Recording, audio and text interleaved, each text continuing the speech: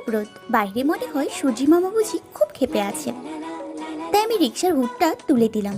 আজ গাড়ি আসেনি, কারণ 2 ক্লাস আগেই কলেজ ছুটি হয়ে গেছে। আমি আর ফোন দিইনি বাবাকে, কিন্তু আমি অন্য কথা ভেবে বেশ চিন্তিত। আমি বাবাকে কি করে ম্যানেজ করব? বাবা কি যেতে দিতে রাজি হবে? আজ ক্লাসে প্রিন্সিপাল স্যার এসে বলে গেছে আগামী 20 তারিখে আমাদের কলেজ থেকে 2 দিনের জন্য শিক্ষা সফরে যাবে সীতাকুণ্ডে। আর 2য় বর্ষের সমস্ত ছাত্রীদের যেতে হবে, তা বাধ্যতামূলক। আমি ইন্টার 2য় বর্ষের ছাত্রী, গার্লস কলেজে পড়ি। চেহারা খুব সুন্দর, যা কোনো ছেলের রাতের ঘুম নষ্ট করার জন্য যথেষ্ট। 5 ফিট 4 উচ্চতা, ফর্সা চিকন সিল্কি লম্বা চুল, মায়াবী দুটো চোখ। একবার কারো আমার দিকে চোখ পড়লে ইচ্ছে করে না তার চোখ ফেরাতে। 2 ভাই বোন, ছোট ভাই তাওসিফ 6-এ পড়ে, বাবা রফিকুল ইসলাম। 2 ভাই বোন, ছোট ভাই তাওসিফ ক্লাস 6-এ পড়ে, বাবা রফিকুল ইসলামের ঢাকা উত্তরায় নিজের দোতলা বাড়ি, আর 3 তলায় একটা শপিং মল আছে। তার মধ্যে একটা মোবাইল শপ আছে, যা আমাদের কর্মচারী দেখাশোনা করে। আর মাঝে মাঝে বাবাও থাকে শপে, বাকিটা ভাড়া দেয়া। আমার মা আরুজা বেগম হাউসওয়াইফ। আমি দরজায় একভাবে কলিং বেল বাজিয়ে যাচ্ছি। ইতি এসে দরজাটা খুলে দিল। কিরে, এতক্ষণ কোথায় ছিলি? এত দেরি কেন হলো দরজা খুলতে? নিজের রুমে যেতে যেতে কথাগুলো বললাম। ইতি চোখ নিচে নামিয়ে বলল, আপু, আমি ছাদে কাপড় মেলতেছিলাম। আচ্ছা, আমাকে ঠান্ডা পানি দিত। আর আব্বু কি বাসায় আছে? না, খালুজান বাসায় নাই, দোকানে গেছে। আম্মু কি করছে? খালা আম্মা শুয়ে আছে। আমি আর কিছু না বলে নিজের ঘরে ঢুকে কলেজ ব্যাগটা রেখে এসিটা অন করেই বিছানায় শুয়ে পড়লাম। আমার ঘুম ভাঙলো কপালে কারোর উষ্ণ হাতের ছোঁয়ায়। চোখ মেলে দেখি বাবা আমার পাশে বসে আছে, আর মা দাঁড়িয়ে আছে। বাবা, তুমি এখন এই ঘরে? আম্মু, তোমার কি হয়েছে আজ? এত তাড়াতাড়ি কলেজ থেকে ফিরে এসছো? শুনলাম পানি চেয়ে ঘুমিয়ে পড়েছ, আবার পোশাকও চেঞ্জ করনি। এখনো কেউ কিছু বলেছে নাকি? মন খারাপ কোনো কারণে? আব্বু, তুমিও না? আমার কিছু হয়নি, খুব ক্লান্ত লাগছিল, তাই কখন ঘুমিয়ে গেছে জানি না। তোমাকে এসব কে বললো? নিশ্চয় আম্মু। বলে মায়ের দিকে কটমট করে তাকালাম। আমি তো তোকে ওভাবে এসে শুয়ে পড়তে দেখে ভয় পেয়ে গিয়েছিলাম, ভাবছিলাম কি যেন হয়েছে। আর এসেই নাকি তোর বাবার কথা জিজ্ঞেস করছিলি, তাই তোর বাবাকে তাড়াতাড়ি ফোন দিয়ে বাসায় আসতে বললাম। ভালোই করেছো আব্বু, তোমার সাথে আমার কিছু কথা আছে। হ্যাঁ আম্মু, বলো। আগে বলো, রাখবে? আমাকে ছুঁয়ে শপথ করো। আরে মা, আমি আজ পর্যন্ত তোমার কোনো চাহিদা অপূর্ণ রেখেছি? বলো, কি বলবে? আসলে বাবা, সবাই কলেজ থেকে সীতাকুণ্ড, চন্দ্রনাথ পাহাড় আর খৈয়াছড়া ঝর্ণা দেখতে যাবে 2 দিনের ট্যুরে। আমাদের সবাইকে যেতে হবে, আমিও যাব। বলো, তুমি যেতে দেবে? আমার কথা শুনে বাবার মুখ শুকিয়ে গেল। যে মেয়েকে শপিংয়ে একা পাঠায় না, তাকে কিনা একা এত দূর যেতে দেবে, তারপর আবার 2 দিনের জন্য? কিন্তু আমার যে জিদ, একবার যখন বায়না ধরেছি, তখন আমাকে আটকানোই তো মুশকিল। আম্মু, তুমি তো এখনো অনেক ছোট, আর এসব কলেজের ম্যানেজমেন্ট ভালো হয় না। আমি তোমাকে নিজে নিয়ে যাব চন্দ্র পাহাড়ে। আমাদের একটা ফ্যামিলি ট্যুর হয়ে যাবে, কি বলো? বাবা, আমি মোটেই ছোট না, আর আমাদের কলেজের ম্যানেজমেন্টও খারাপ না। বলো, আমাকে যেতে দিবা? না বলে উঠে গিয়ে বাথরুমে ঢুকে ধরাম করে দরজাটা লাগিয়ে দিলাম। তখন বাবার ফোনটা বেজে উঠল। তাকিয়ে দেখি প্রিন্সিপাল স্যার ফোন করেছে আমাদের কলেজে। হ্যালো, আসসালামু আলাইকুম। ওয়ালাইকুম আসসালাম। কেমন আছেন? ভালো, আপনি কেমন আছেন? এই তো আছি কোনো রকম। কেন, কি হয়েছে ভাই আপনার? আরে, আপনারা নাকি কলেজ থেকে সীতাকুণ্ড যাচ্ছেন। আপনার ছাত্রী জিদ করেছে, আমার সাথে রাগারাগি করছে। আমিও সেই জন্যই ফোন দিয়েছি। তোরসা বলছিল আপনি নাকি যেতে দিতে রাজি হচ্ছেন না। কিভাবে রাজি হয় বলেন তো ভাই সাহেব? একে পাহাড়, তারপর এত দূরের পথ, আরও একা। একা কোথায়, আরও মেয়ে তো যাচ্ছে, আর আমরা তো আছি। চিন্তা করবেন না, আপনার মেয়ের সম্পূর্ণ দায়িত্ব আমার। আর আপনি তো আমাকে শুধু তোরসা স্যার হিসেবেই চেনেন না, আমাদের অনেক দিনের বন্ধুত্বের সম্পর্ক। আমার উপর এই ভরসাটাও রাখতেই পারেন। আচ্ছা, তাহলে দেখি তোরসাও জিদ ধরেছে। আর আপনিও এত করে বলছেন যখন, তখন আপনার ভরসাতেই আমি ওকে ছাড়ছি। একটু দেখে শুনে রাখবেন, খুব চঞ্চল তো, তার উপর পাহাড়। সেটা আর আপনাকে বলতে হবে না ভাই সাহেব, আমি ওকে নিজ দায়িত্বে রাখবো। আচ্ছা তাহলে এখন রাখছি। আচ্ছা, তাহলে ভালো থাকবেন। হুররে, তার মানে আমি যাচ্ছি সীতাকুণ্ডতে। ওয়াও! আমি বাথরুম থেকে বের হয়ে বাবা আর স্যারের কথোপকথন শুনে খুশিতে বাবাকে জড়িয়ে ধরলাম। ইয়েস মাই প্রিন্সেস, তুমি যাচ্ছ, কিন্তু বি কেয়ারফুল মা, এটা কিন্তু পাহাড়, বুঝলে? ওকে বাবা।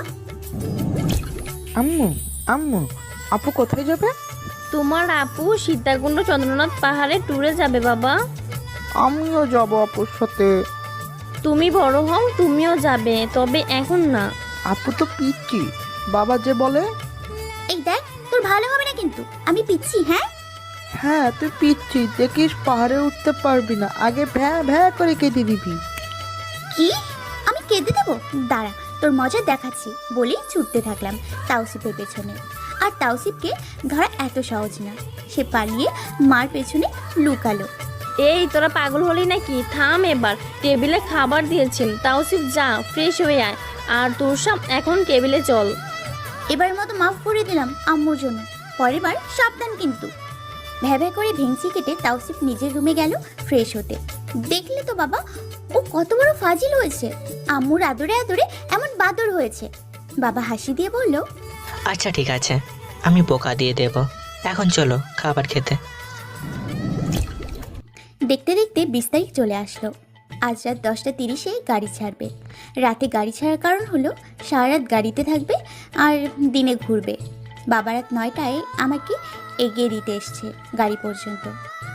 তিনি প্রিন্সিপাল স্যারের কাছে আমাকে দিয়ে আর একটু সতর্কবাণী শুনিয়ে চলে গেল।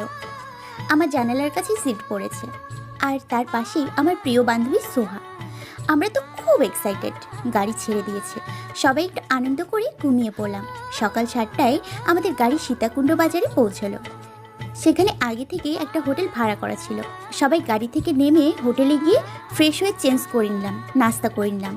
তারপর আবার যে যার সিটে গিয়ে বসলাম। মন্দির ঘেরা রাস্তা দিয়ে গাড়ি আবার চলতে শুরু করলো চন্দ্রনাথ পাহাড়ের উদ্দেশ্যে। আমি পিঙ্ক কালার আর হোয়াইট কালার জিন্স পরেছি, আর সোহা ব্ল্যাক শার্ট আর ব্লু জিন্স পরেছে। দুজনকেই খুব সুন্দর লাগছে। কিছুক্ষণ পর গাড়ি পৌঁছে গেল চন্দ্রনাথ পাহাড়ের পাদদেশে। পাহাড়ে ওঠার আগে সবাই কম বেশি শুকনা খাবার, বোতলে পানি আর স্লাইন নিলাম। প্রিন্সিপাল স্যার একটা গাইড নিলেন। লোকটার বয়স বেশি না, স্বাস্থ্য ভালো, লম্বা কালো মতো কোকড়ানো চুল। আমি গাইডের দিকে না খেয়াল করে চিপস, পাউরুটি, কলা, বিস্কিট, স্লাইন, পানি কাঁধের ব্যাগে ঢুকিয়ে নিলাম। তারপর ওখান থেকে 20 টাকা দিয়ে একটা লাঠি নিয়ে নিলাম, যাতে পাহাড়ে উঠতে সুবিধা হয়। আমার দেখে দেখি সোহাও কিনলো লাঠি, পরে আরও সবাই নিল। তারপর পাহাড়ে ওঠা শুরু করলাম। একটু পরে উঠে আমরা একটা ছোট্ট ঝর্ণা দেখতে পেলাম, আর তার দুপাশে 2টা রাস্তা, ডান পাশে সিঁড়ি আর বাঁ পাশে মাটির রাস্তা। সিঁড়িগুলো খাড়া, তাই গাইড বাম পাশের মাটির রাস্তা দিয়ে ওঠালো। সবাই তাকে অনুসরণ করে উঠতে লাগলো। 2 ঘন্টা পর তারা পাহাড়ে উঠে পড়লো। সবার অবস্থা তো কাহিল হয়ে গিয়েছে। সোহা ধপ করে ঘাসের উপর বসে পড়ল। তার একটু পর সোহা চিৎকার করে উঠল। সবাই গিয়ে দেখে ওর পায়ে যোগ লেগেছে। সোহানুর রহমান স্যার সেটা ছাড়াতে ব্যস্ত। এইদিকে আমার সেদিকে কোনো খেয়ালই নেই। আমি পাহাড়ের গায়ে হলদে আলোর খেলা উপভোগ করছি। কি সুন্দর চারদিক! প্রকৃতির এক দৃশ্য দেখে আমি যেন সম্মোহিত হয়ে গেছি। কখন যে এক পা করে সিঁড়ি দিয়ে নিচে নামা শুরু করেছি আমি নিজেই জানি না। এভাবে একসময় জঙ্গলের ভিতর চলে এসেছি। তখন হঠাৎ আমার খেয়াল হলো আশেপাশে কেউ নেই। ভয় পেতে লাগলাম। আমি কোন দিক দিয়ে এসেছি আর কোন দিকেই বা যাব, কিছুই বুঝতে পারলাম না। ব্যাগ থেকে ফোন বের করতে গিয়ে দেখি ফোন নেই। তখন মনে হলো গাড়ির ভেতর থেকে সোহা ফোন নিয়েছিল গান শোনার জন্য। পরে আর ওর কাছ থেকে ফোনটা নেওয়া হয়নি। কিছুক্ষণ ঘুরে ফিরে আবারও চেষ্টা করলাম, কিন্তু আবার সেখানেই ফিরে এলাম। এদিকে বিকেল হয়ে আসছে, আকাশে মেঘ করেছে, যে কোনো সময় বৃষ্টি নামবে। তোরসা ওখানে বসে পড়ে কাঁদতে লাগলো। হঠাৎ পাশের ঝোপে ওর চোখ চলে যায়, দেখে বিরাট আকার একটা সাপ ওর দিকেই আসছে। ওর মাথাটা ঘুরে উঠল, অজ্ঞান হয়ে পড়ে যাচ্ছিল। ঠিক সেই মুহূর্তেই আমি কোনো উপায় না পেয়ে ম্যাডামকে ধরলাম। যখন আমার জ্ঞান ফিরল দেখে একটা কুঁড়ে ঘরের ভেতরে বাইরে প্রচণ্ড ঝড় বৃষ্টি হচ্ছে, আশেপাশে কেউ নেই, কিন্তু আমার জ্ঞান ফিরতেই দেখি কে যেন আমার পাশে আসলো। হ্যাঁ, এটা তো সেই গাইড। ও এখানে কি করছে, আর আমি নিজেই বা এখানে কি করে আসলাম? আমার ভয় হতে লাগলো, লোকটার খারাপ কোনো মতলব নেই তো? আপনি আপনি এখানে কি করছেন? ভয় নেই ম্যাডাম, আমি আপনার কোনো ক্ষতি করব না। আপনি হঠাৎ দল থেকে হারিয়ে যাওয়ার পর সবাই খুব ভয় পেয়ে যায়, চারিদিকে খুঁজতে থাকে সবাই। আমিও খুঁজতে খুঁজতে জঙ্গলের ভিতরে এসে দেখি আপনি একটা সাপ দেখে অজ্ঞান হয়ে গেছেন। তখন আপনাকে আমি আমার ঘরে নিয়ে আসি। আপনি আমাকে আমার দলের কাছে না নিয়ে গিয়ে আপনার ঘরে আনলেন কেন? সেখানে নিয়ে যেতাম, কিন্তু তখন প্রচণ্ড ঝড় আর বৃষ্টি শুরু হলো। ঝড়ের মধ্যে জঙ্গলের পথ দিয়ে যাওয়াটা নিরাপদ ছিল না, আর আমার ঘরটা কাছেই ছিল, তাই ওখানেই নিয়ে এলাম আপনাকে। বৃষ্টি থামলেই জায়গা মতো পৌঁছে দেবো। ক্ষতি করলে এতক্ষণ করতো, লোকটা মনে হয় ভালোই। আচ্ছা, আমার ব্যাগ কোথায়? এই যে আপনার ব্যাগ। আমার খুব খিদে পেয়েছিল, তাই ব্যাগ খুলে সেখান থেকে কলা আর পাউরুটি খেলাম, তারপর পানির বোতল থেকে পানি খেলাম। ম্যাডাম, আপনি নড়বেন না, ওভাবেই থাকুন। বলে লোকটা কাছে সরে আসলো। আমি ভয় পেয়ে গেলাম। অচেনা জায়গা, অচেনা মানুষ বলে ভরসা নেই, তাও একটু সাহস নিয়ে বললাম, এই আপনি আমার কাছে আসছেন কেন? ওখানেই থাকেন। লোকটি থেমে গেল, তারপর বলা শুরু করলো। দেখুন, ভয় পাবেন না, আমি আবারও বলছি, আমার দ্বারা আপনার কোনো ক্ষতি হবে না, কিন্তু যেটা বলছি সেটা শুনুন আগে। আপনার কোমরে একটা জোক লেগেছে। আমি একটু শার্ট উঁচু করে দেখি, এমা সত্যি। তখন আমি চিল্লাতে শুরু করলাম। আরে ম্যাডাম, চিল্লাবেন না, আমি খুলে দিচ্ছি। বলে আস্তে করে চোখ ছাড়িয়ে দিল। আমি এতক্ষণ বুঝতে না পারলেও ছাড়ানোর সময় ব্যথা পেয়ে উফ করে লোকটির হাত চেপে ধরলাম। এই সময় 5 থেকে 6 জন গুন্ডা টাইপের ছেলে আমাদের ঘরে চলে আসলো। তরল জাতীয় কিছু একটা খাচ্ছে ওরা। ওদের দেখে গাইডের লোকটার মুখ শুকিয়ে গেল, আর ছেলেগুলো হাঁ করে আমার দিকে তাকিয়ে আছে লোলক দৃষ্টিতে। তা দেখে আমি লোকটার পেছনে সরে গেলাম। এই ছেলেদের মধ্যে একজন বলল, কি কালামিয়া, এরম একটা শহরের মাল কই থেকে জুটাইলা? ভালোই মজা লুটতেছো, কিন্তু ভাই আমাকে একটু ভাগ দিয়া খাও, একা খাইলে হজম হইব না কইলাম। না আসলে মঞ্জু ভাই, তেমন কিছু না। তুমি যে ফুর্তি করছিলা সেটা আমরা ভালো করে বুঝছি। তোমার ঘর খালি থাকে দেখা একটু বৃষ্টির দিনে মাল খেতে আসলাম, সাথে এরকম কিছু পাবো ভাবতেই পারিনি। আর সবাই একসাথে বলে উঠলো, ঠিক করছেন ভাই। আমি দেখলাম মেয়েটার সামনে অনেক বড় বিপদ, যে করেই হোক বাঁচাতে হবে বাচ্চা মেয়েটাকে। তখন আমি দৃঢ় কণ্ঠে বলে উঠলাম, মঞ্জু ভাই আপনারা ভুল করছেন, ইনি আমার বউ। এই কথা শুনে আমি তো পুরো অবাক হয়ে গেলাম। এই গেও কালো লোকাল ক্লাসের ছেলেটা কি বলে?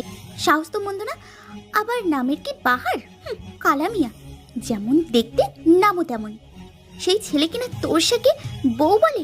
আমি কিছু বলতে যাব তার আগেই সঞ্জু ছেলেটা বলে উঠলো, আমারে পাগল পাইছনি মিয়া?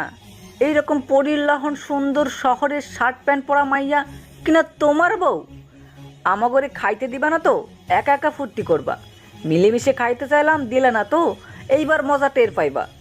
এই কানাই যা তো, মুরব্বী গড়ে ডাইকা লইয়াই, তারাই এর বিচার করব। কানাই ছেলেটা অনুগত দাস এর ন্যায় বৃষ্টিতে ভিজে চলে গেল। ছেলেগুলো বারান্দায় গিয়ে বসলো, আর এদিকে আমার মনে হয় কালামিয়াকে খুন করে ফেলি।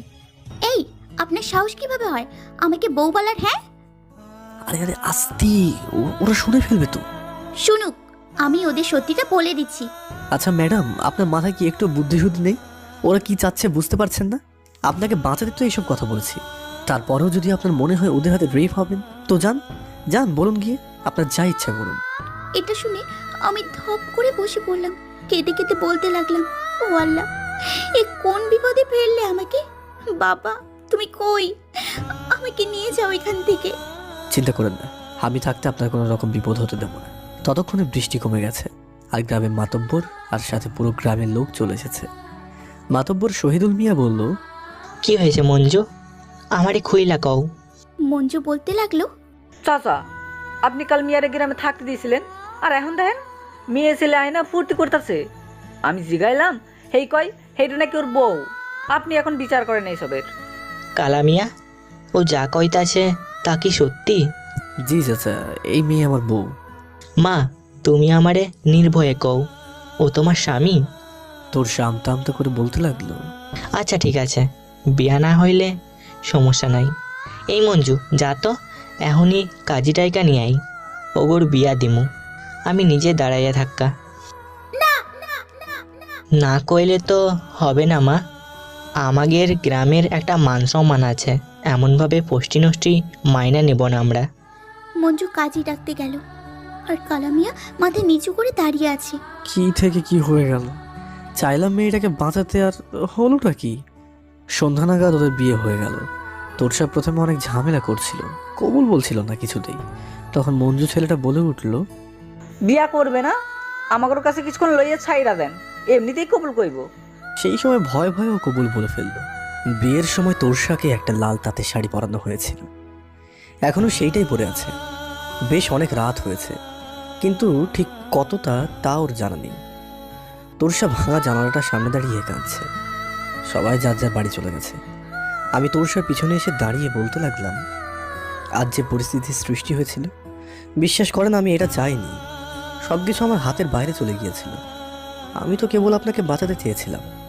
আমি তোরসার কাঁধে হাত রেখে বললাম, ম্যাডাম, আপনি চিন্তা করবেন না, যা হয় ভালোর জন্যই হয়।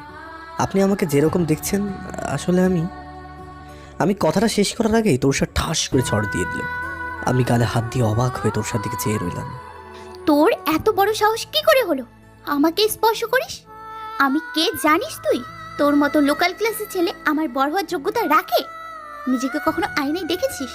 তোর নাম শুনলেই তো গা ঘিন ঘিন করে ওঠে। আর এই বিয়েটার কথা বলছিস তো, এটা আমি মানি না। সরি, আমি কাল আপনাকে আপনার দলের কাছে পৌঁছে দেবো।